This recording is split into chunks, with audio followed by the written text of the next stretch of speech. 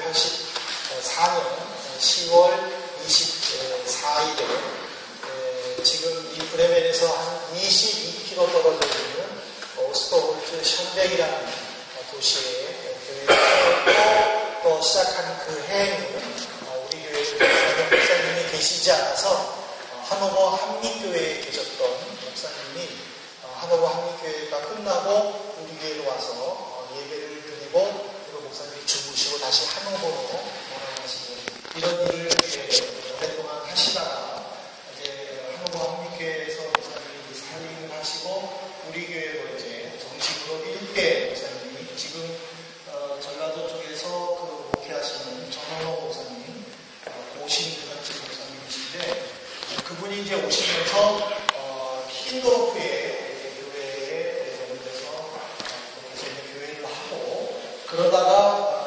여러분들이 그 4번 가도 루이지탈로 가다가는 히피바스트라스에 트레이프루트라는 아케 그 교회가 있는데 거기가 이제 호프농스 에어레이제 기억인데 거기에 저희들이 예배를 드리다가 2002년도 초에 우리가 와서 지금 이제 여기서만 우리가 딱 10년 사용하고 됐습니다. 이 사람으로 비유한다면 28살, 1984년에 다니는 전상민 문제가 떠오르는데 사람의 나이로는 전혀 어린 나이는 아닙니다. 꿈과 비전을 성취하기 위해서 열심으로 도전하는 그 나이로 집중해야 하는 그 시기라고 생각이 됩니다. 우리 한민교회가 28주년 되었다라는 것은 지금까지 하나님이 주신 은혜도 감사하지만 그 은혜를 위해서 우리가 더 집중해야 되는 시기가 아닌가 저는 이렇게 생각을 해봅니다. 그래서 오늘 출애굽기 3장과 그 4장을 통해서 모세를 부르신 그 하나님의 모습을 저는 묵상하면서 저는 이 자리에 있는 성도님들께 우리 한민의 가족들에게 저는 이렇게 질문을 하고 싶습니다. 당신은 사명자이십니까? 이 질문을 우리가 한번 같이 묵상하면서 하나님의 은혜로 나가기를 원합니다. 오늘 그 본문의 전반적인 3장부터 4장까지 이 전반적인 내용을 보면은 이집트 바로왕의 그 정책으로 말미암아 유대인들은 남자가 태어나면 반드시 죽임을 당했습니다. 그래서 이 모세도 부모님에 의해서 태어난 지 90일 만에 죽음의 위기에 맞았을 때에 차마 부모님은 죽이지를 못하고 나무로 상자를 만들어서 이집트의 중심 강인 나일강에 그것을 떠내려 보냈습니다. 그런데 그 하나님의 은혜로 그 나무 상자를 왕의 공주가 목욕을 하고 있는 그곳으로 흘러갔고 아들이 없었던 공주는 유대인이었지만은 자기의 아들로 입양을 하고 그래서 건전했다라는 의미로 모세라고 불러줍니다. 근데 어머니는 그 갈대 상자를 떠내보내면서 마음에 놓이지가 않아서 자기가 딸 미리암에게 얘기를 합니다. 이 상자가 어디까지 흘러가는지 한번 볼 수 있는 데까지 보라고. 그래서 미리암은 그 상자를 따라갔고 마침 그 공주가 그 상자를 집었을 때에 미리암은 유모를 소개시켜주겠다고 하면서 자기 엄마를 이제 그 유모로 취직시켜서 왕궁에 들어갑니다. 그래서 친어머니지만 유모의 자격으로 모세를 키웠고 모세는 양쪽 어머니를 통해서 양어머니들에게는 이집트의 문화와 예술과 교육을 배웠고 그리고 친어머니에게는 내 민족의 누구인지 대한 나에 대한 정체성을 배우게 됩니다. 그러다가 사도행전 7장 23절에 보면은 스데반이 모세에 대해서 이렇게 평가를 했는데 사도행전 7장 23절에 보면 나이 40이 되면 그를 이제 이스라엘 자손을 돌볼 생각이 나더니 72년생이라는 임양수장님 오라고 기능이 나이 40에 민족을 구할 생각을 하고 모세는 나이 40에 민족을 구하는데 임양수장님은 가족을 구할 생각을 하시겠지만 나이 40에 민족을 구할 생각을 하고 어떻게 내가 내 민족을 구할까 고민을 하다가 마침 이집트 관리가 유대인을 핍박하는 것을 보고 주변에 사람이 있는 것을 깨닫고 그 사람을 쳐서 죽이고 모세에 가르쳤습니다. 모세가 이렇게 내가 유대인을 위해서 일한다는 생각을 했었을 때에 보통 사람들은 이제 모세가 바로의 왕자인 줄 알았는데 우리 민족이다 라고 생각을 하고 환영해 줄 줄을 알았는데 그 다음 날에 이제 같은 유대인들끼리 싸워서 싸움을 중재합니다. 어떻게 한 민족이 서로 힘을 합해야지 이렇게 싸울 수 있느냐, 서로 친하게 지내라 하고 화해를 중재를 하는데 그 중에 한 사람이 어제는 당신이 애국 관리를 죽이더니 이제는 우리를 죽일 거다 하고 그 사람은 모세에게 배양을 합니다. 그래서 모세는 신분의 위협을 느끼고 그는 미디안 방가로 도망을 갔는데 마침 그 미디안 부족의 제사장인 이드로라는 사람 집에 들어가고 거기에 큰 딸 십보라와 결혼을 해서 두 아들을 낳습니다. 그는 장인이 가지고 있는 양과 염소 이런 가축들을 데리고 이리저리 데려다니면서 풀을 먹이면서 목동의 생활을 합니다. 근데 우리는 이 40년 동안의 이 성경에 있는 신학을 읽지만은 제 개인적으로는 모세가 어떤 젊음의 향기 속에서 힘차게 일하는 시기를 이제 보이고 모든 일에 조심하고 또 생각하고 또 생각하는 그런 시기가 되지 않을까라고 저는 생각을 하는 이유가 바로 출애굽기 4장 10절에 나옵니다. 출애굽기 4장 10절에 보면은 하나님께 모세가 하나님께 이런 얘기를 합니다.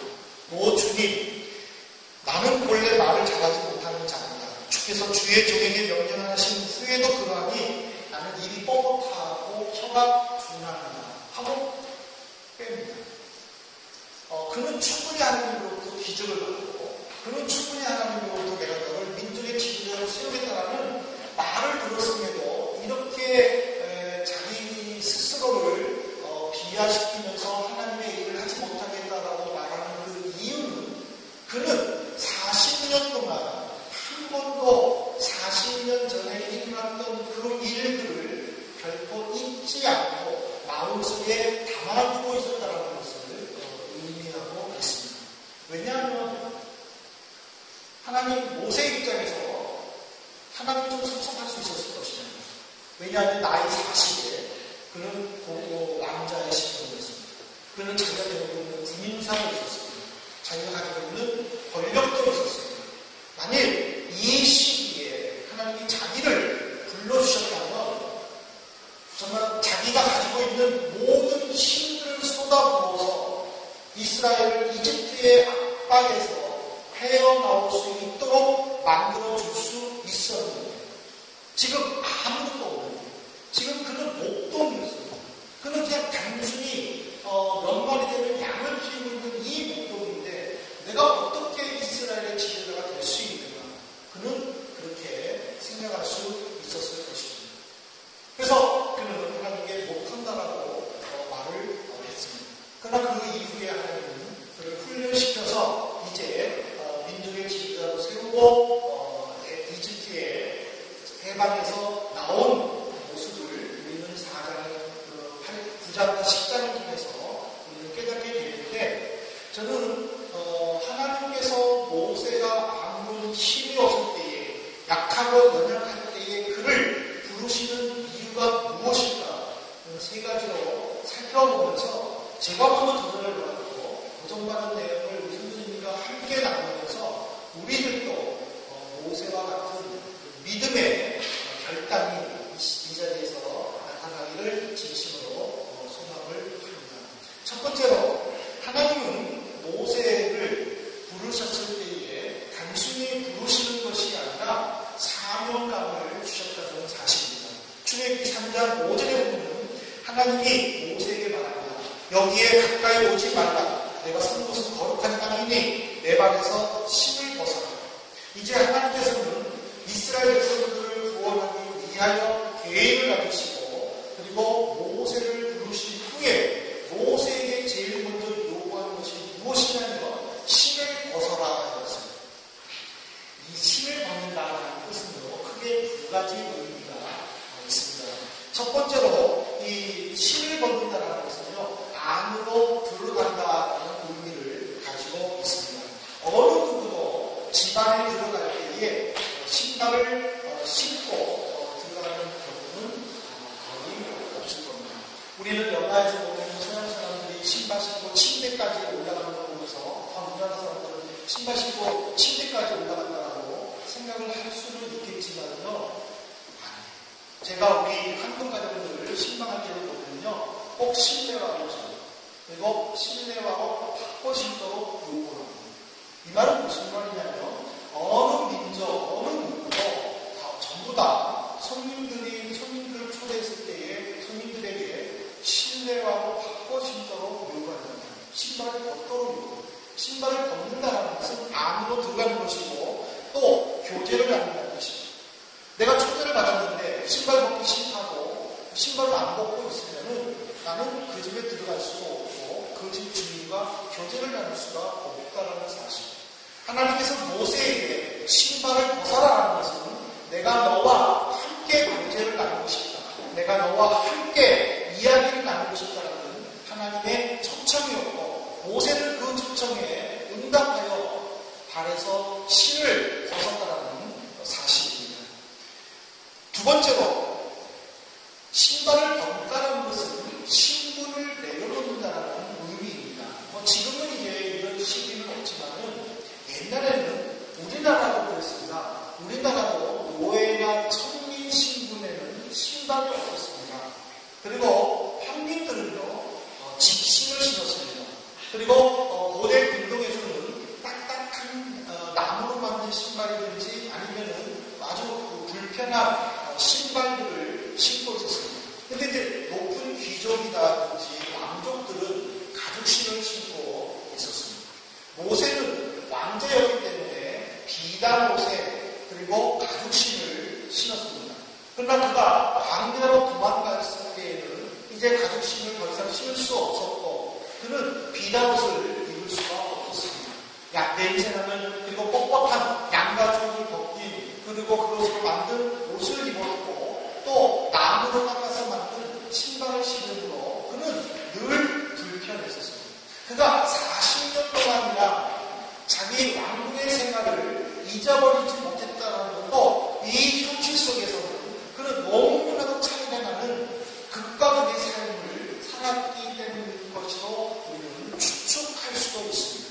어쨌든지 간에 모세는 아직도 자기가 왕자였다는 애굽의 왕자의 신분이었다는 그 신분을 쥐고 있었기 때문에 그는 목동 생활 동안에 하나님과 교제를 나눴다는 내용이 없다는 것은 그만큼 하나님과 떨어진 삶을 살았다는 것입니다. 하나님은 그런 모세에게 다시 찾아와서 내 발에서 신을 벗어라 요구하는 것은 신분 의식을 벗어버려라 라는 의미와 똑같다는 사실입니다. 두 번째로 하나님은 모세에게 신을 벗으면서 교제하면서 그에게 사명감을 주셨는데 그저 막막한 사명감이 아니라 오늘 성경에 보면 그에게 크게 두 가지의 기적을 체험케 하는데 이 기적에는 하나님의 귀한 뜻이 있음을 출애굽기 4장 8절을 통해서 우리에게 가르치십니다. 출애굽기 4장 8절에 보면은 그들이 너를 잊지 않을 때에 이 초표적의 표징을 받지 아니하고 나중 표징의 표적을 받을 것이다 라고 하나님이 말씀을 하셨습니다. 이게 무슨 말이냐면 하나님이 첫 번째로 모세에게 기적은요, 내 지팡이를 던져라 했어요. 지팡이를 던졌을 때에 뱀이 있습니다. 깜짝 놀라서 피했습니다. 그때 하나님은 뱀의 꼬리를 잡아 모세에게 요구했습니다. 우리 여기서요, 한 가지 한번 생각해 보십시다. 우리 상식적으로 그 뱀의 독이 있든 독이 없든 애가는요, 뱀을 잡을 때에 뱀의 꼬리를 잡는 것이 맞습니까? 아니면 뱀의 머리를 잡는 것이 맞습니까? 아자라서 그 정보의 법칙에서 나왔는데 뱀의 머리를 잡아야 되니까 뱀의 꼬리를 잡아야 됩니다. 머리를 잡아야 돼요. 상식으로 뱀 꼬리 잡으면요, 놀란 뱀이요, 물어요. 그렇잖아요. 그러면은 하나님은 지금 모세에게 뱀꼬리 잡아야 했었을 때에 하나님, 뱀꼬리 잡으면 나 물립니다. 나 죽으면 좋겠습니까? 하고 말할 수 있는 거예요. 그렇잖아요? 또 아니면 하나님, 내가 다른 것은 다 내가 수명하겠는데 이건 아닌 것 같습니다. 일반적으로 볼 때 뱀을 잡으면 뱀 머리를 잡고 나서 뱀 꼬리를 잡아야지 뱀 꼬리를 잡는다는 것은 이거는 아닌 것 같습니다. 이것만큼만은 내가 못할 것 같습니다. 다른 거는 하겠습니다. 말할 수 있지 않을까요? 왜냐하면 상식이잖아요. 뱀의 꼬리를 잡으면 자기는 죽을 수 있다는 상식이 있잖아요. 근데 왜 하나님께서는 모세에게 뱀 꼬리를 잡으라고 하셨습니까? 궁금하지 않습니까? 저는요, 다 궁금했어요. 근데 제가 이 생각이 떠올랐어요. 내가 이 생각이 떠올랐던 게 너무 감사했고 내가 참 대변했어요. 그래서 이거를 읽어드리고요. 진정한 신앙은 하나님께 의문점을 제시하는 것이 아니라 순종하는 것이다. 멋있지 않아요? 저는 이거 하고 나서 참 감사하다고 생각했는데, 진정한 신앙인은 하나님께 의문점을 제시하는 것이 아니라 순종하는 거예요. 하나님, 안 되지 않겠어요? 의문점. 하나님, 이렇게 하면 되지 않겠어요? 의문점. 하나님은 모세에게 요구하는 것은 의문점을 요구하는 것이 아니었어요. 그것이 비록 이치에 안 맞아도, 그것이 비록 내 이성에 안 맞아도 순종해야 된다는 믿음을 먼저 요구하시더라고요. 모세는 순종했어요. 뱀이 자기를 물 줄 알았어요. 그러나 꼬리를 잡는 순간에 그 뱀의 꼬리는 지팡이로 점점 변이 났다는 사실. 두 번째로, 하나님은 모세에게 내 손을 품속에 넣었다가 빼라고 했어요. 모세는 그 말씀에 순종을 했어요. 그리고 뺐어요. 했더니 나병이 걸렸어요. 깜짝 놀랐어요. 근데 여기서 저는 의문점이 있어요.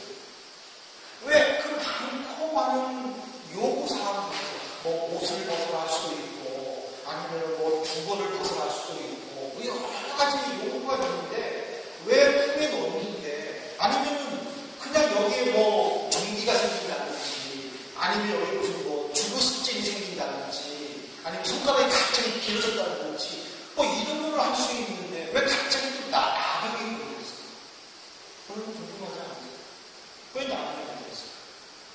여러분, 이 나병은요, 그 당시에 많은 사람들이 생각하기를 나병은 신의 저주라고 생각했어요. 신의 저주라고 했었어요. 무슨 큰 잘못을 하면 신이 저주를 해서 나병이 생기는 줄 알았어요. 그래서 이스라엘 백성들이 이집트에서 해방이 돼가지고 신의 광야에 갔었을 때에 모세를 통해서 하나님의 율법을 주실 때에도 레위기 13장과 14장에 보면 나병 환자에 대해서 어떻게 너희가 조치를 취할 것인가를 하나님께서는 직접 말씀을 해주셨어요.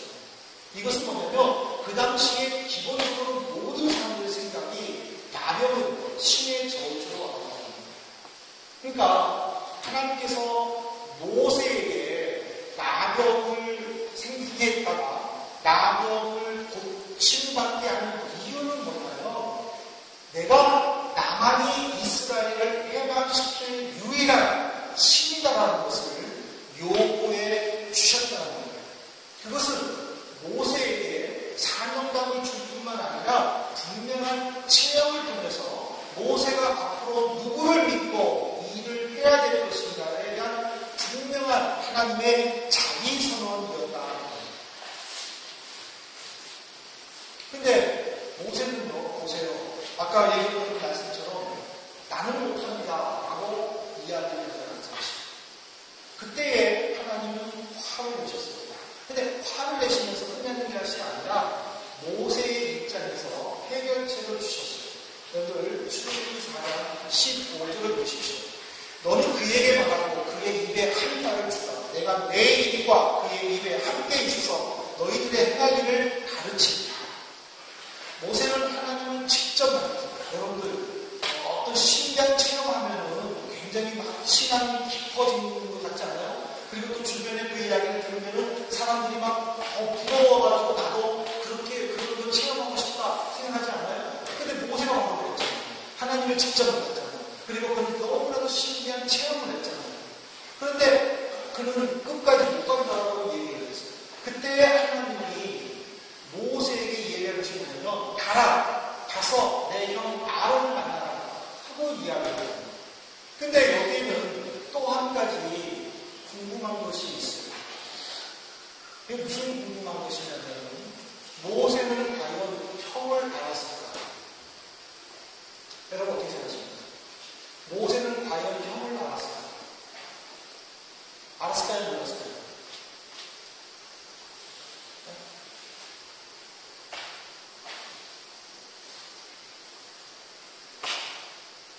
여러분들은요, 출애굽기 4장 27절에 보면 하나님께서 아론에게 이야기합니다. 아론, 너는 지금 광야로 가서 내 형을, 내 동생 모세를 만나라 하고 이야기를 하십니다. 이 말은 뭐냐면 둘 다 몰랐다는 겁니다. 왜냐하면 모세는 어디에서 자랐어요? 왕궁에서 자랐어요. 그리고 아론은 어디서 무엇을 했어요? 그는 애굽의 탄압에 의해서 중노동에 시달렸던 사람입니다. 어머니를 통해서 양쪽으로 오가면서 어머니를 통해서 모세와 아론이 서로 알았다 할지라도 이 둘은 만나지 못했다는 겁니다.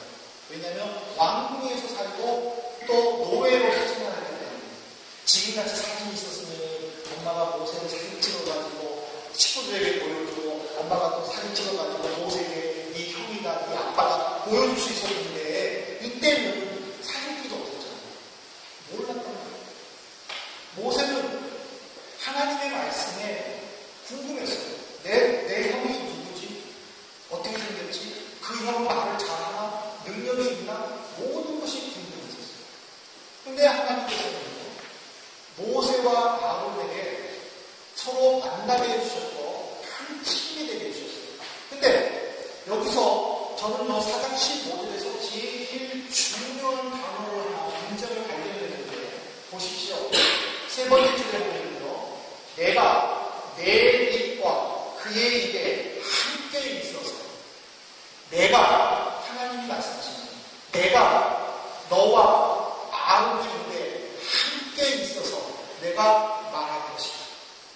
이 말은 무슨 말이냐면 하나님은 단순히 모세와 아론을 만나서 일을 하게끔 만들어주신 것이 아니라 그 속에서 함께 있어서 이들과 합력하여 역사를 이루어 나갔다는 것을 우리에게 가르쳐주고 있습니다.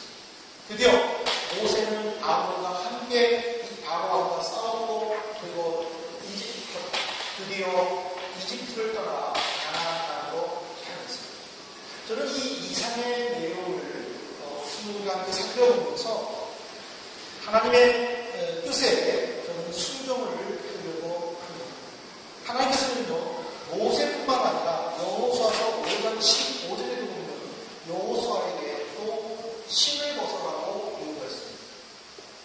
우리에게도 하나님은 여전히 신을 벗어라고 요구합니다.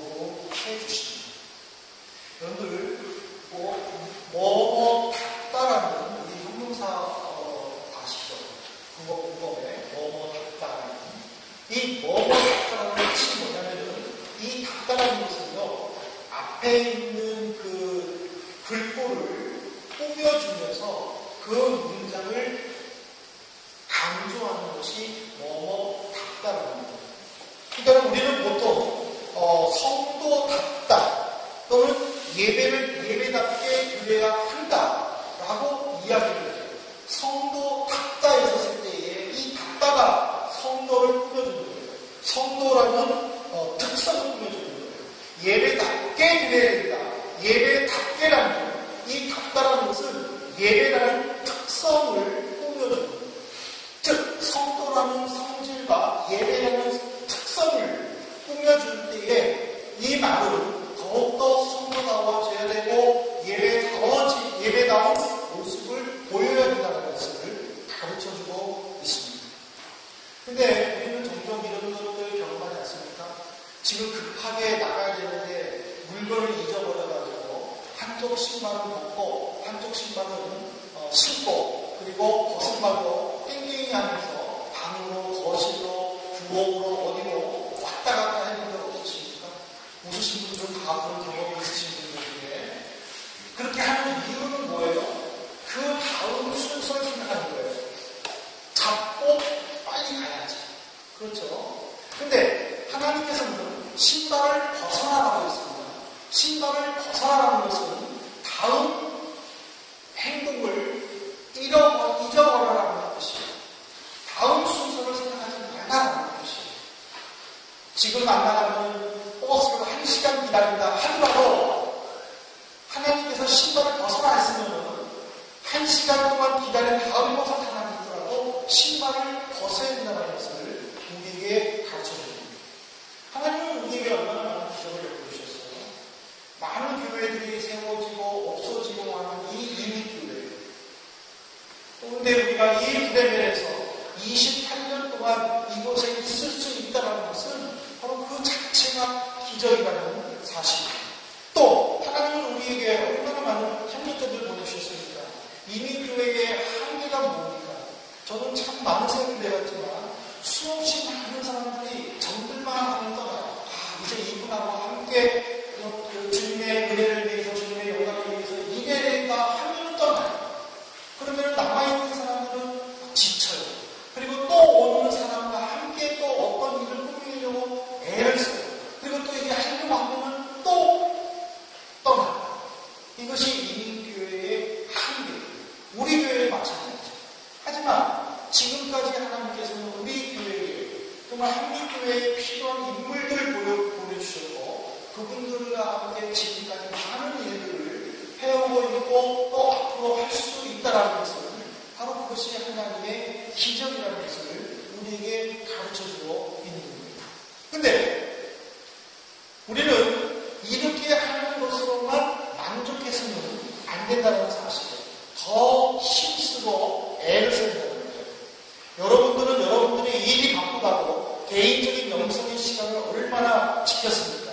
또는 한순간에 안락함을 위해서 육체적으로나 정신적 힘든 것을 모른 척하고 지나가지는 않았습니다.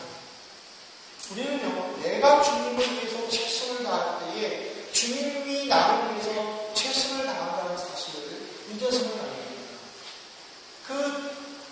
이 좋은 인물이 누구냐면 바로 솔로몬입니다.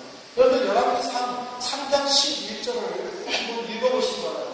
이에 하나님이 그에게 이르시되 내가 이것을 구하도다. 자기를 내어 장수하기를 구하지 아니하고 부도 구하지 아니하고 자기의 원수의 생명을 멸하기를 구하지 아니하고 오직 성사를 듣고 분별하는 지혜를 구하였다.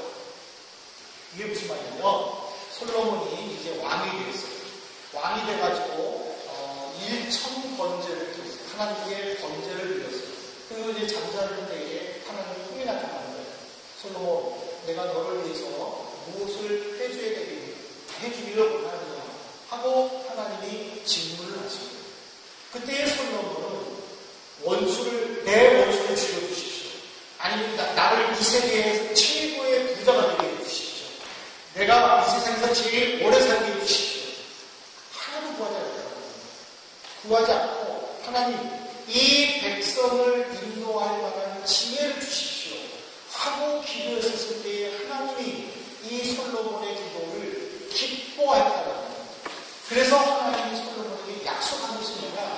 내가 구하지 아니한 원수도 내가 반드시 복수해 줄 것이고, 내가 구하지 아니한 물질도 내가 허락할 것이고, 내가 너에게 장수하여 평안히 살게 하겠다.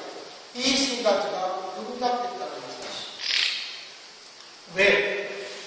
무엇 때문에? 그는 하나님께 최선을 다했다는 거예요. 여러분들은 하나님께 얼마만큼 최선을 다합니까? 우리 스스로 그랜저를 전하지 않습니까? 나는 이거밖에 못해. 나는 이 정도 할 수 있어. 하나님 그것을 원하지 않다는 사실. 그것을 뛰어넘을 때에 하나님은 허락해 주신다는 거예요. 여러분들이 꿈과 비전을 가지고 이 땅에 왔다면 여러분들의 꿈을, 비전을 성취하기 위해 먼저 헌신하는 것이 아니라 그의 나라와 그의 의를 구하는 그 헌신과 결단이 있어져야 한다는 사실. 여러분들이 할 수 있는 만큼이 아니라 그 힘에 지나고 그 일을 감당할 때에 하나님께서는 여러분들에게 더 큰 은혜와 능력과 은사와 물질과 건강을 주시라는 사실. 그것이 바로 솔로몬이었고, 솔로몬은 성경에 기록한 대로 그 시대의 은을 돌처럼 여길 정도로 그 나라가 풍성하였다는 것은 우리가 성경을 읽어봐서 알아요. 그것은 거짓말이 아니라는 사실. 하나님은 지금 모세에게 요구했던 것처럼 우리에게도 요구하고 있다는 사실입니다. 내 발에서 신을 벗어. 사랑하는 아들아, 내가 너와 만나고 싶다. 사랑하는 나라, 내가 너와 함께 이야기 나누고 싶다.